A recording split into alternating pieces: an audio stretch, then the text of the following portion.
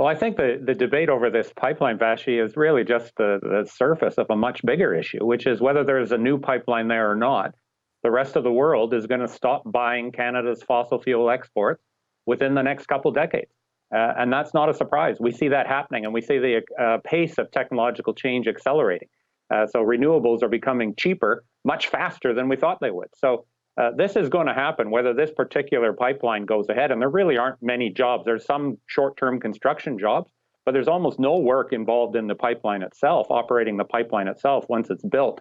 The bigger issue is how do we transform the core of the fossil fuel economy and build other industries in its place. The transition is already happening. The fossil fuel sector has lost 50,000 jobs since 2014.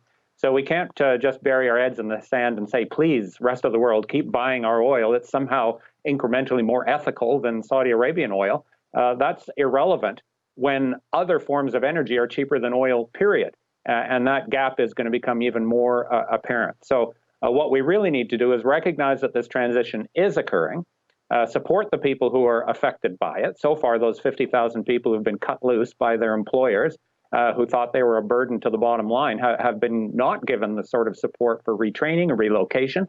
And we haven't invested in the alternative jobs that are going to be required. If we do this right over the next 20 years, we can end up with a stronger economy and better jobs. That's what I wanted to follow up with on the idea of the political will. Like, is there any evidence to you at the federal or provincial level of the political capacity to really examine what you're saying closely and present a plan? Because I think part of the frustration for people who are losing their jobs is there's not really any details being provided to them about what their future looks like.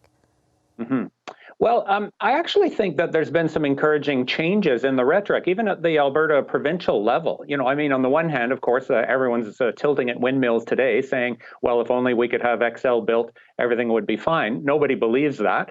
But you do see, I think, a recognition among oil companies, amongst the provincial government, and especially among local and municipal governments, that Alberta and Canada more broadly are going to need another engine for our future economic growth. So you see the city of Calgary rapidly trying to rebrand itself as a tech center rather than an oil and gas capital. And they've got lots of reason to do that. They've got skilled workers whose skills are transferable.